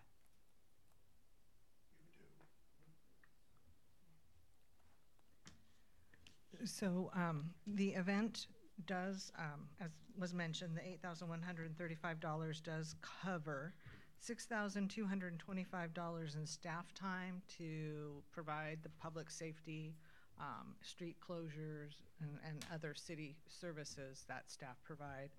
And then the fees are $1,910. And as you mentioned, Mr. Mayor, those fees are specifically for the event fee, the sound fee, and the street closure barricades, which I just want to confirm covers the signs that the organizers were referring to. They I imagine it's They hire a sign company that brings in the signage for them. We don't provide any signs. All we do is provide the barricades. Oh, and the okay. closures. No. Okay, so it's for the barricades. I just want to be Yeah, specific barricades about. it is, yeah. Okay. Yeah, so Ju- just so you're aware with that, Just for to the clarify, barricades. yeah, just to clarify, the traffic control plan is not covered by these fees. That's a separate fee you pay to the company that you contract with. So everybody's on the same page that that is not being requested or was not requested, the traffic control signs.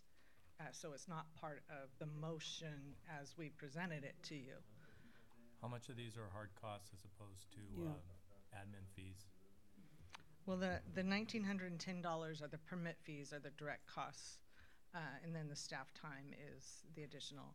I understand this is a practice that the city has had in supporting this event, which brings people to our community. They buy gas here, they go and shop and eat lunch or dinner here, and so the nexus has probably been to use the general fund dollars for special events that bring tourism and economic development to our community. So that's the thing. I think that's the answer. right.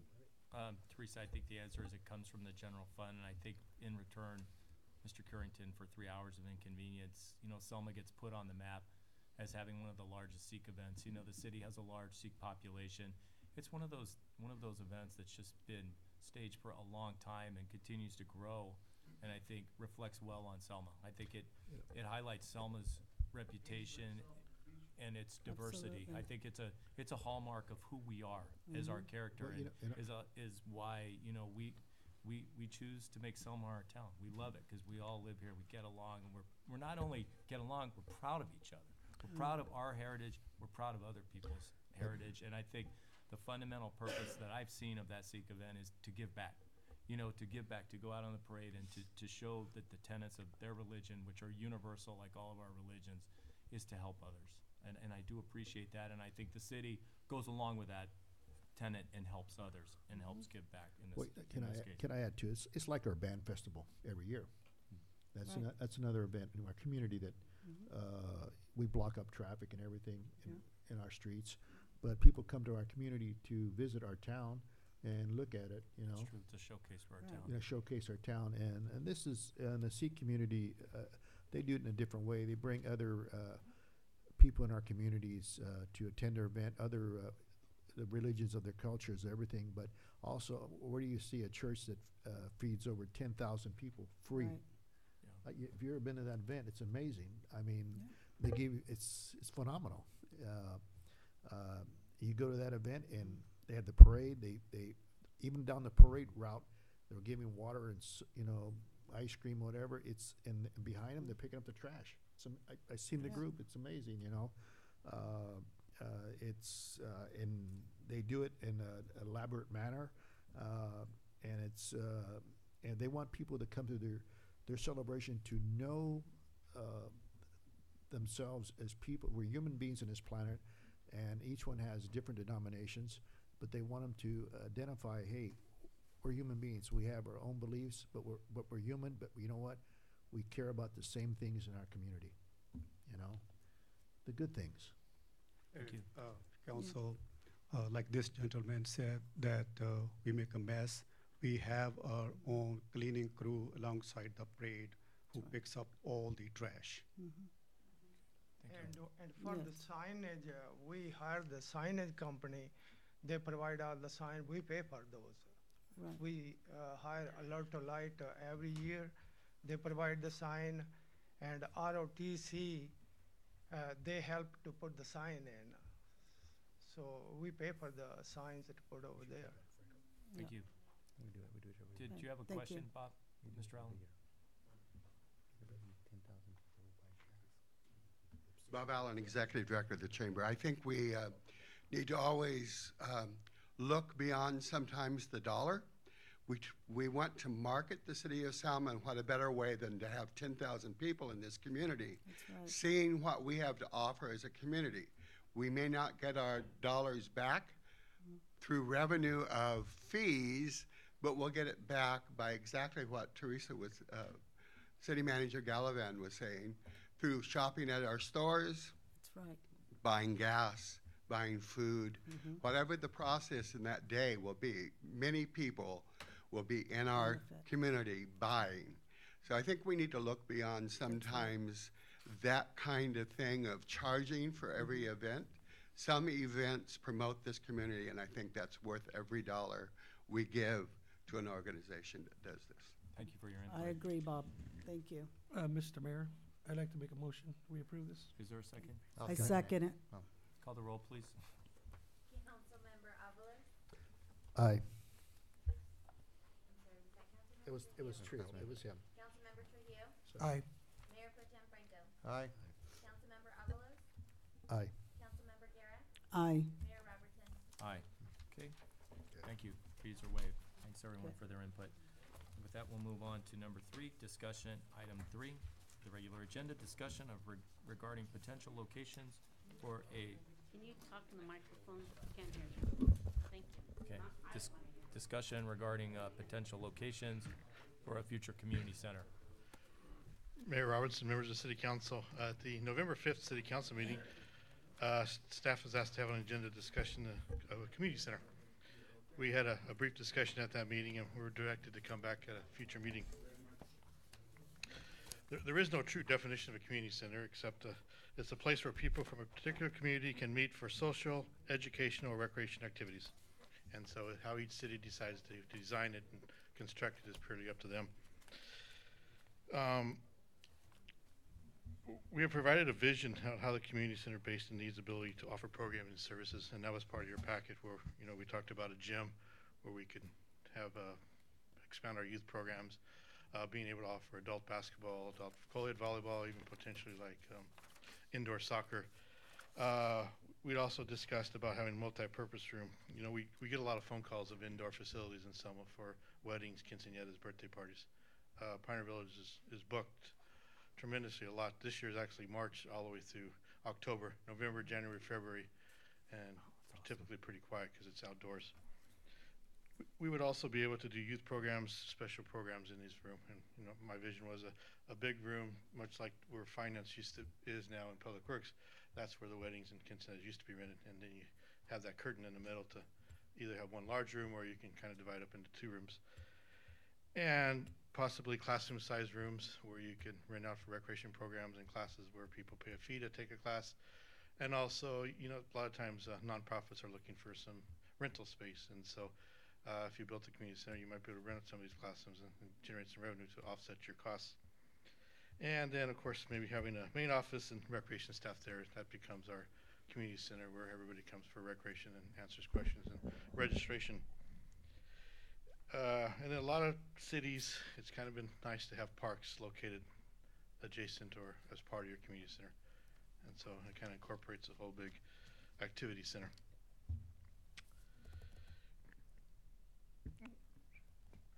When you look at other cities, in the staff report, we talked about community centers and sports facilities. The city of Dinuba had converted their old produce warehouse. That is probably more like a sports facility. They have basketball, batting cages, indoor soccer. They have batting cages. And so really don't have a lot of classes there. It's all sports. And so that's kind of the area we can also look at. We looked at the mosquito abatement building on Floral. We've looked at the Tory Market and the old gym on Rose. And so let me just kind of go through these real quick. Mosquito abatement district is on Floral. You see I've tried to put the big black square there. Our city manager Gallivan and I met with staff there just about 3 weeks ago and did a little tour. And so the adjacent part where you can see not available is part of the mosquito abatement, but that wouldn't be the part that they're looking to either lease out or to rent out. They're going to keep that as their ownership for their usage. It's presently designed as a maintenance yard. It could be converted, limited number of spaces for classroom type rooms. Really no outdoor space per se. Parking is very limited, and then you have a very busy Floral. One of the first things the general manager told us is in the front of the building, right there, 3 cars have already gone through that portion of the office off of Floral. And so it's kind of a little safety concern there if you're having offices and kids programs. And then there probably, which city council did discuss last time, he would recommend some kind of a soil. The grounds would be conducted if you did turn this into some kind of a recreation facility. Next would be Tory Market, which is just directly north of us on Grant. Currently, there we go. Tory Market currently was not for sale. I talked to the owner and she said that they have so much stuff in there that they still own that they weren't ready to sell it. But she gave the impression and told me that they would consider it at one point. It just wasn't at this time. There's 2 individual buildings. This would be for limited programming where we could do classes, maybe some kind of rentals for weddings, quinceañeras, and birthdays again. Obviously, the height of these buildings are not high enough for a gym to where we can do recreation programming activities. We don't have the ability like we used to use the high school gyms because their programs have grown so much. It's very difficult for us to offer adult basketball and adult co-ed volleyball, which we had in the past. And so one of our goals is a gym per se or a warehouse where we could do those type of activities. And this would not allow us to do it. There is good parking here and it is fenced in, so that is a bonus. And again, the 2 buildings could be designed for different types of usage. But more social services and classes and rentals per se. We talked about looking at the old gym on Rose. I think we're kind of all familiar with that right across here from Lincoln Park. Limited uses based on size. It's a pretty small facility. It would take a total rehabilitation. This building needs a lot of work to be done. And I think the last time I was in it when I first started here 23 years ago was a fish and chips place. And then it's been about 20 years, I think, since somebody's been occupying that building. And so it's been for sale for a long time.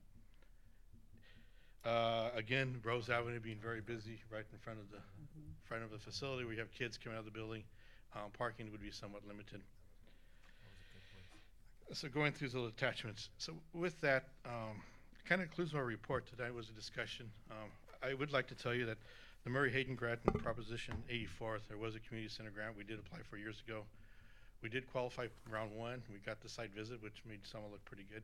Unfortunately, we didn't get that funding. So we've talked about a community center here for some time. Some of you might know this was actually designed as a community center where we sit, and like I said, where Public Works and Planning and Finance do sit. That was a rental lot. And so my vision of a community center, though, was more active, more recreational opportunities. That's just my opinion. The community, I think, would really use a community center. So I am excited that this discussion is happening, whether it does occur. You know, I guess the only bad news, this would be probably a brand new facility, you know, looking at the new park space we're looking at Rockwell Pond, potentially, you know, where Amberwood, somewhere by the Lincoln Junior High. I guess the community from people I've talked to is, if we had a community center, it really wouldn't matter where it is. They would just use it. And so it's the 10-minute drive over here or 5-minute drive there wouldn't bother because they'd rather have the opportunity to make that drive, because right now we don't. And so, but this would be probably anywhere from, talking to engineering, a $10 to $15 million project, to the size we would like to have it. But hey, dream big. I think if we're going to do one, I'd like to see where it's really used and what the community is asking for and can take advantage of. Thank you for looking into it. Yeah. Any questions from council? Good study, Mike. Thank you. Very good. You know, you mentioned Rockwell Pond, and then also you kind of touched on a little bit on the development space. You know, maybe the possibility the Amberwood project would maybe give us a donated property with some agreements, tax sharing agreements, or put maybe put it in their name, in their honor, if they wish. You know, if they're willing to do that, like we tried to get Torrey's Market. You know, a long time ago, he wanted to donate it to the city of Selma. We never didn't hear about it. Didn't hear about it. Unfortunately, you know, things get away from us when we don't. You know, when we're not communicating with each other. But there's some avenues there. I think we can. Well, the growth pattern of the city is in that area to the east. It seems like a community center would better serve folks where the population is going. Yeah, because the way it's going we out. could find a location there, and if we could, you know, work that out with the developer and the development agreement, that's always one good thing to do. We did look at the cold storage years ago. Our city manager back then, D.B. Huser, had me look, and it was such a high price, and it was such a big facility. We just couldn't. The one off of Nebraska? Or? Yeah, Nebraska. Yeah. When you mentioned the junior high, that's one of my goals too. You've heard us when we talked about the Parks Ad Hoc Committee when we had that years ago. That is the section of town that has the furthest distance to a park. When you Lincoln Middle School, Dinduba. The But park, you have parks throughout the city, and that's when you live in that area, you have to travel to a park. Well, you know what, Mike. You know, I visit the one, the center over there in Visalia, you know, the sports thing over there, and people travel there. It's well used. You know, I think when you put any kind of facility, what you're talking about, Mike, people are going to drive and go there. Trust me, they're going to use it more. And I think the newer version is probably the way to go in the future. Tree and I, looking for grant money and looking at maybe the developer or the property owner, if he's willing to donate land. You know, it's generosity. You know. Councilman Trujillo, were you going to say anything? I'm happy you guys are saying that. That's my neighborhood, and a lot of the people in that neighborhood on Dinuba and Orange have said that that's a stretch, and the Indianola School has grown, because of that area. I think that I'm working on a project right now at Arosi. It's a brand new. Have you seen the project? No, I in haven't. Arosi? They're using the Lindsay approach, and it's got everything you just talked about. It's even got a swimming pool that they're going to build, and that was generated 6 years ago. But that was the vision of the city council to do that. I don't know. But that was built 6 years ago. So in order for us to do this, and I would I would envision us of the city council to sit and talk about this and ask, and I'm happy you're using the 15 million mark. And that's so happy, because sometimes we come in and just because we want it, we undercut ourselves. And tomorrow morning, we're back saying, hey, we're inflation and things like that. And I really appreciate the drive around and showing me. Sure. I just want the city council unified. If we're gonna do this, I would love for us to do it cautiously. And I'm not gonna use the word transparent, but let's look at the financial part of it, through the state. And I know we can find it. I know we can find it.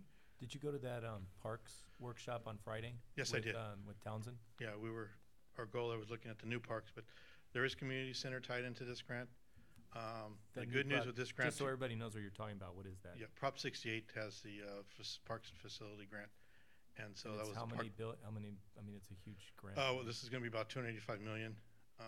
There's going to be round 2 for sure, and there's going to be potentially a round 3. And so new park, additions to existing parks and a community center actually could be tied into these grants. Because I think your point's well taken, Councilman Trujillo. We need to plan it and get some planning dollars, just like when we talk about the new fire department.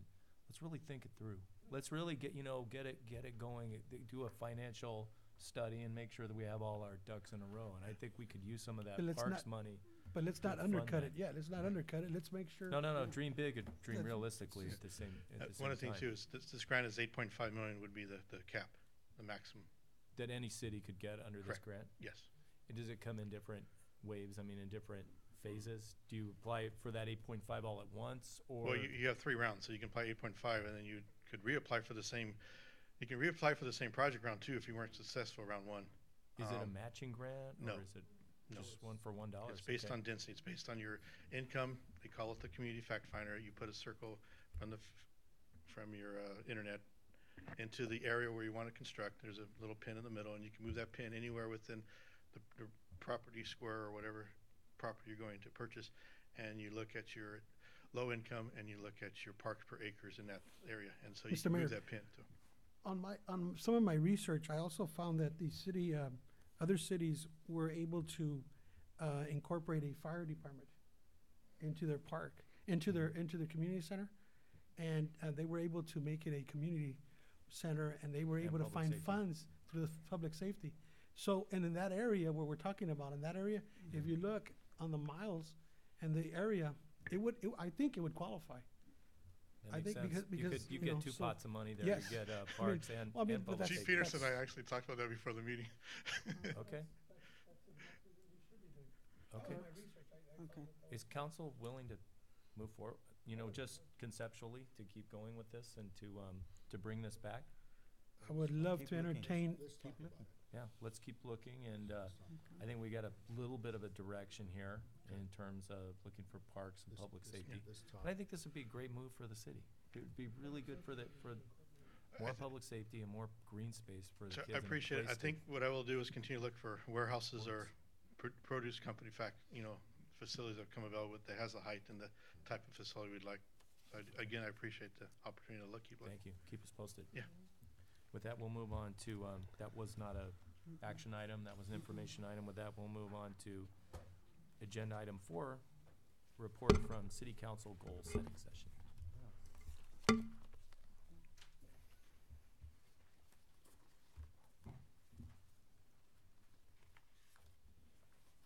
Thank you, Mr. Mayor, members of council. As everybody recalls, on January 22nd, Dr. Ryle came and helped us with a goal-setting workshop. And today, I'm bringing that report back to you. It's attached to your staff report. She put together all of the goals and priority areas that were discussed in a more concise format. And I propose that we have council pick, in order to narrow the focus, which I think was the intent of the goal-setting workshop.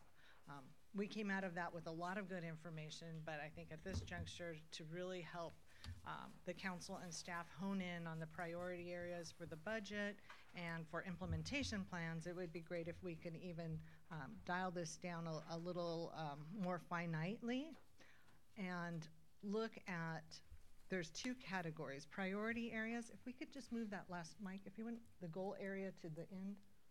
Thank you. So the very first column, and I know it's probably hard to read from here, but it is also in your packet, is the priority areas. These are the large overarching areas that were discussed. And the proposal, and it's certainly up to your concurrence, would be to pick 2 priority areas for each council person, so I have a sense of, so we get a sense of areas that are your top 2 priorities out of the 1, 2, 3, 4, 5, 6 that are listed. Then we go into goal areas, which are the bullet points below the subheadings. The goal areas are more action items, objectives that staff can take a look at and come up with implementation plans for. So my thought was that each council person could pick 5 of those bullet points, and they don't have to be within the area. I'm not worried about which category they're in. I'm just interested in what are your top 5 priorities for each of you. And then we could all come back and take a look at that and figure out, come back to you with, this is what it would look like if we started working on that, and how we might incorporate that into our budget, how we would incorporate that into our work plans. So that's a proposal on how we might work through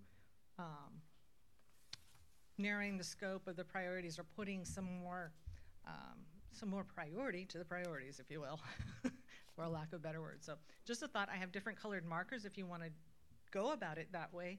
We can do it with hashtags next to the sections, and everybody gets a different colored marker, unless there's any other questions or suggestions from mayor and council. So I thought we kind of decided already on the big ones. You know, the community, public safety. You want us to actually narrow it down. Is community a heading? So And city as entity, are those 2 headings, or are those two overall categories? Yeah, because they seem overlapping. There is some overlap, so I agree that there is overlap here, Okay. and I think we need to work that out in our implementation. You want to narrow it down, Councilman? So I have, Yeah. not a question, just Suggestion. not a suggestion of what I'm thinking, and then you guys do what you want. But so A and B, okay. As in the last 2 months, I've again done some research and found that our police department is short-staffed. Okay, in 2015 they were wanting 16 officers. We're still at the same rate right now, so we're short. Our public works department is doing a magnificent job, but they're short-staffed. In 2011 they were 22 or something.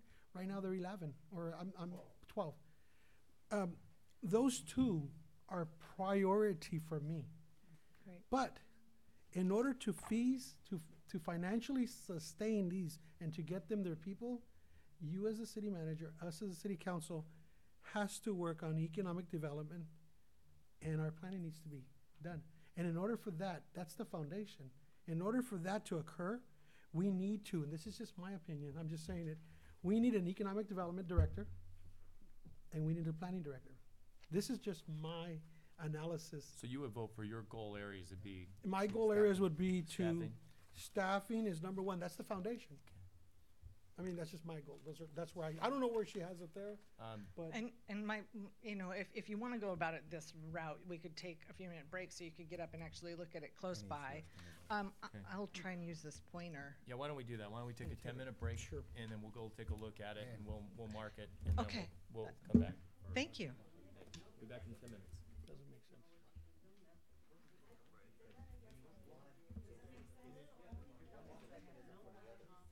Well, mine,